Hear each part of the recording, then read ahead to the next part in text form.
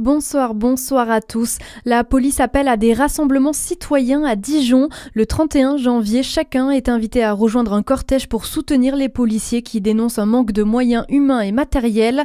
Le rassemblement aura lieu à l'hôtel de police. La préfecture de Côte d'Or compte sur le civisme et la responsabilité de chacun avant la finale de la Coupe d'Afrique des Nations qui oppose le Sénégal au Maroc à 20h ce soir. Le préfet a pris un arrêté. Il interdit l'achat et la vente de feux d'artifice jusqu'à demain matin 8h. Des mesures visant, selon Paul Mourier, à garantir la sécurité de tous.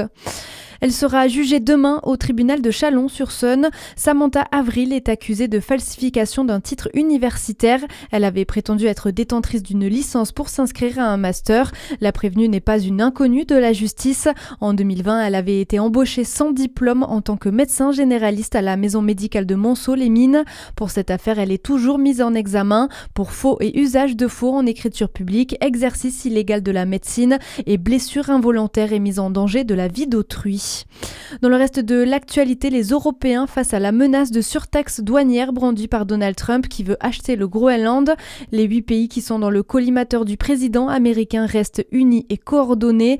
Les menaces de droits de douane risquent d'entraîner une spirale négative dangereuse, écrivent dans un communiqué le Danemark, la Finlande, la France, l'Allemagne, les Pays-Bas, la Norvège, la Suède et le Royaume-Uni.